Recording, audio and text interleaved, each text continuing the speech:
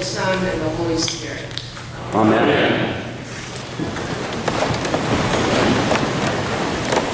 My name is Winnie, and I'm a priest in New York at Trinity Wall Street, and my title is the Director of Justice and Reconciliation, which is the most impossible title I think I've ever heard in the church or anywhere, but I'm the fool who took it, and I bring you greetings from Trinity Church. We are great admirers of yours and your faithful witness here, and I'm really honored to be with you.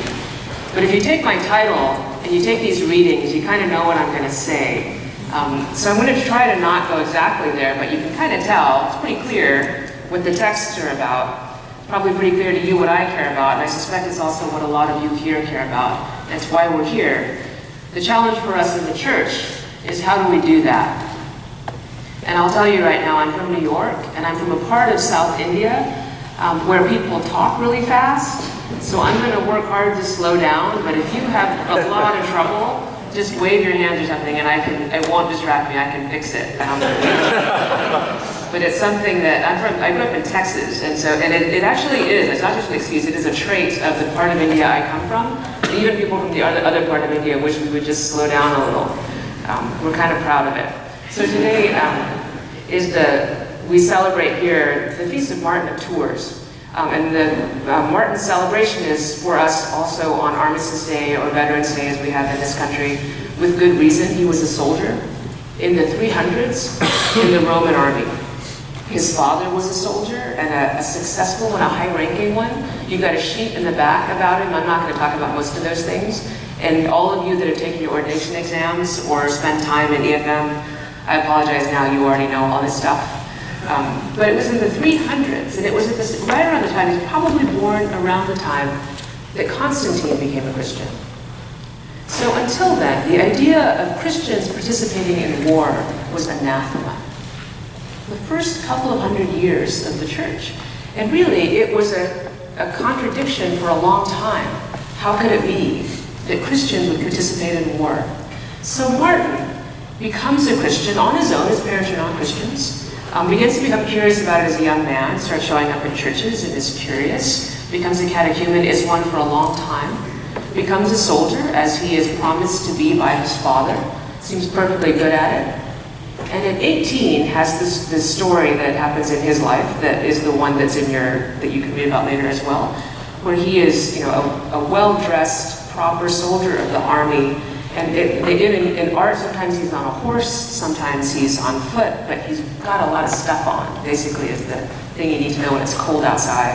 And there's a scrawny beggar, usually a tall, lean young man about his size, someone like him, with almost no clothing on, and it's cold.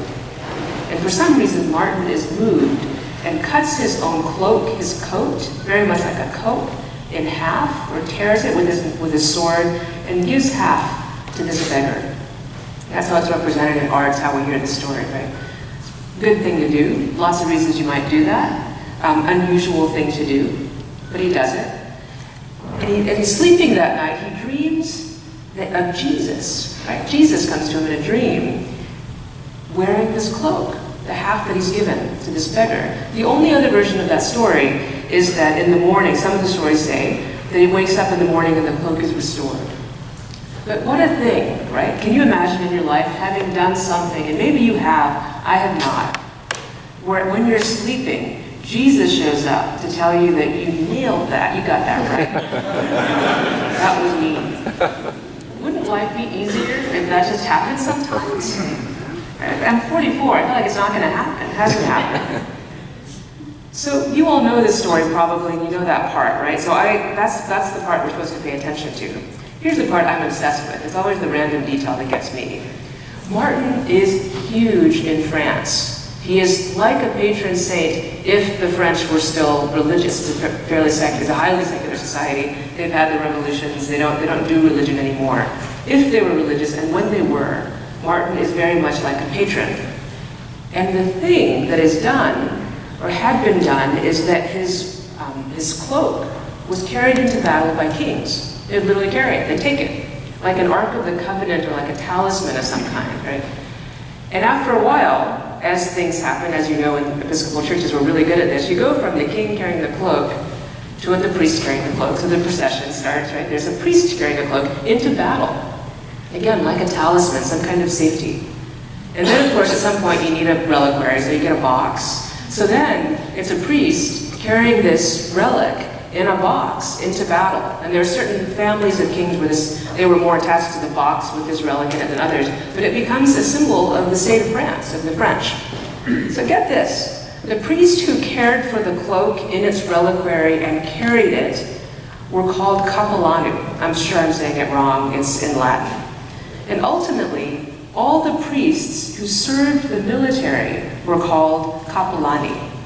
The French translation is chapelain, right? In English, it's chaplain. It's where the word chaplain comes from. I find this mind-blowing. Second part I find mind-blowing.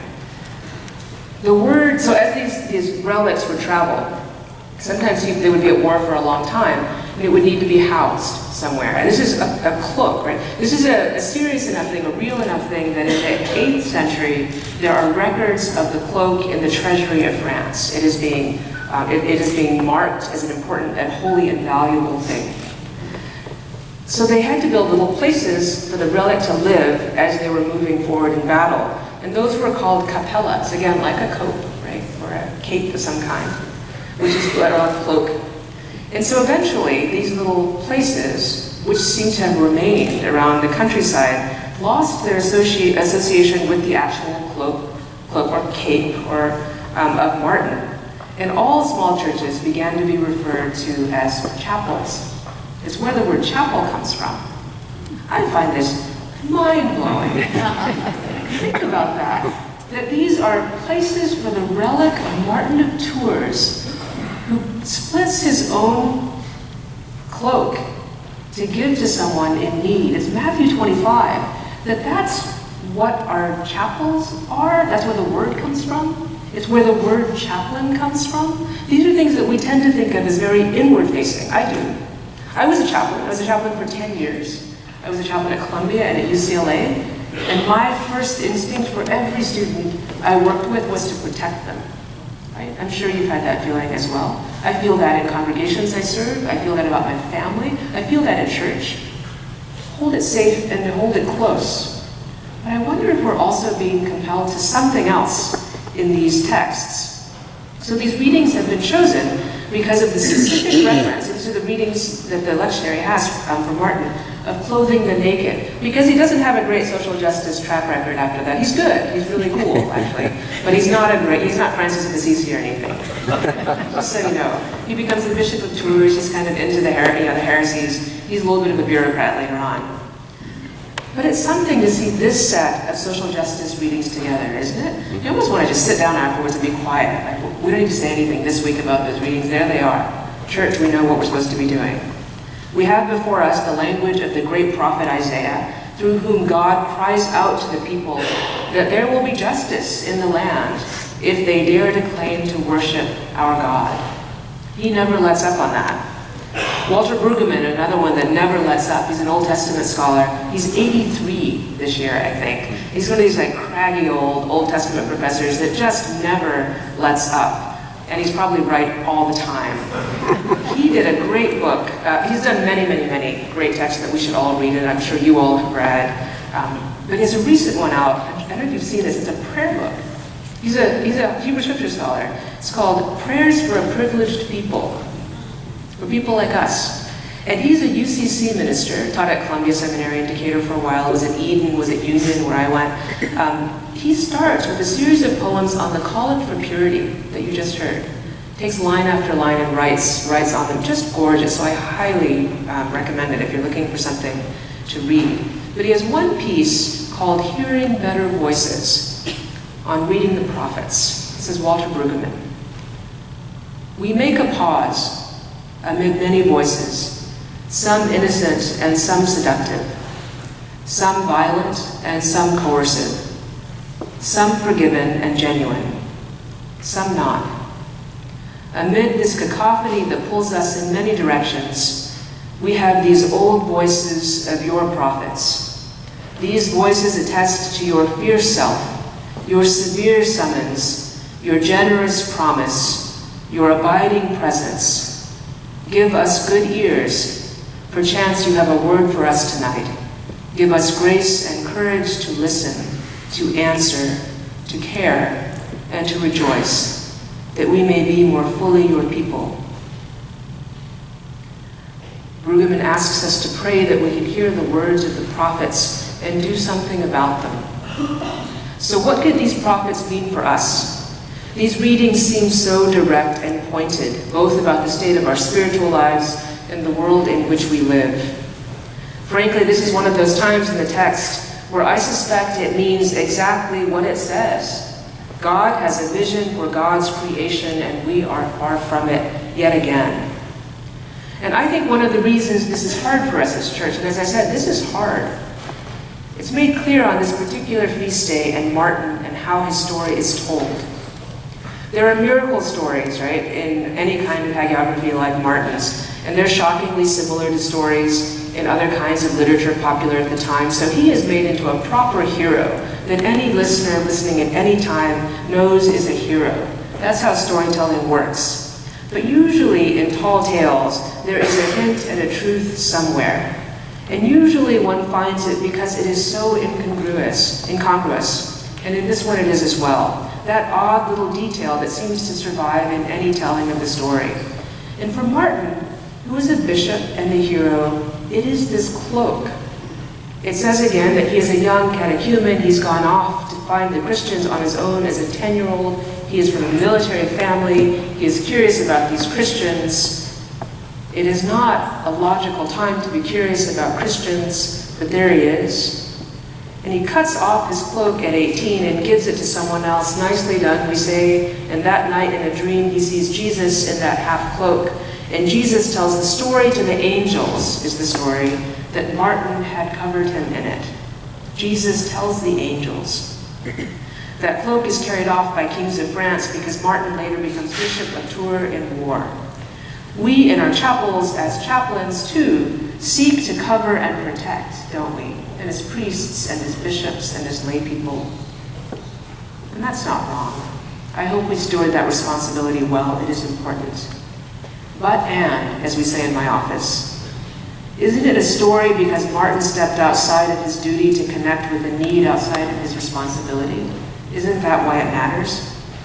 As a soldier, he had a responsibility to care for the royalty under his watch, to guide and protect his soldiers, to guard the empire and its social structures that left men at that time so desperate that they were almost naked in the cold and begging. Something happened to him that crossed into his humanity outside of his job and his role. And in that, he gets to dream that Jesus says, "That was me." I wonder if we are called similarly. It almost seems like a folly to imagine a priest carrying a box with a magic cloth in it into war, like a magic charm against swords and arrows. But you know, you and I do things like that. I put on a cross for my mother when I'm going off to do something I'm really nervous about, every single time. And if I don't have it, I start to shake a little bit, and I talk really, really fast if I don't have that with me.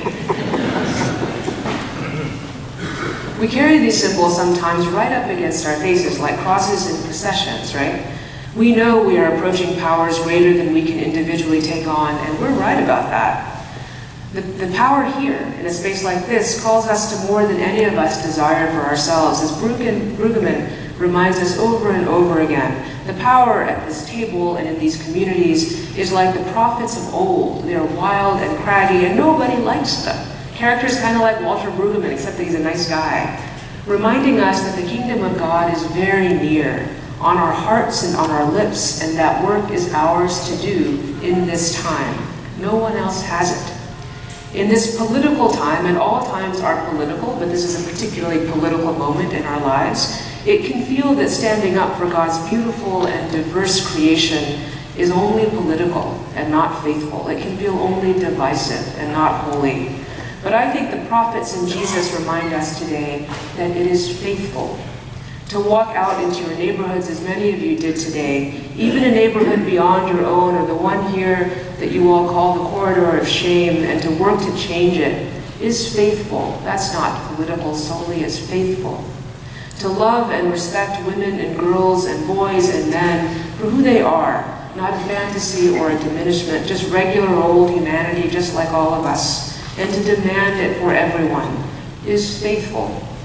To insist that we will not discriminate and will undo discrimination in our society, even though it's impossible, like everything those prophets tell us, is faithful. To see racism and decry it and work to change it in our communities is faithful. To love people as they are, and not only if they come in ways that we already know how to see and respect, is the work of our faith. It's called being faithful, and it's really hard. The prophets were wacky and difficult in their time, and I hope that I would recognize one if I met one today, but frankly, I probably wouldn't. I live in my own shell, and I'm pretty happy there most of the time. So let's be clear. Prophecy isn't just any old obnoxious or counterintuitive or contrary or loud speaking. It's not just being difficult. The Bible tells us consistently and throughout that it is the poor, the refugee, the foreigner, the prisoner, the outcast, the widow, the orphan, all that society make powerless. And we choose it. We make people powerless. That is where we hear the voice of the prophets calling us to better. That is where we find our faith. You know who that is today, besides who I've already mentioned. You can imagine that. You have to imagine very hard. For whom it is in your communities, and I don't know all the ways in your communities, it is hard to live with dignity as you are. This is the work of our faith. It's where the prophets speak to us if we can hear it. And so we too, we won't leave you alone. I won't leave you with nothing but your own courage. We too have magic boxes from our holy chapels, led by you, our faithful clergy, boxes and patens and chalices filled with holy things that you, the fine people here, carry with you from this table in your very bodies and out into these neighborhoods. And as you make your way, I pray that you, like Martin, might find yourself face to face with Jesus. Amen. Amen.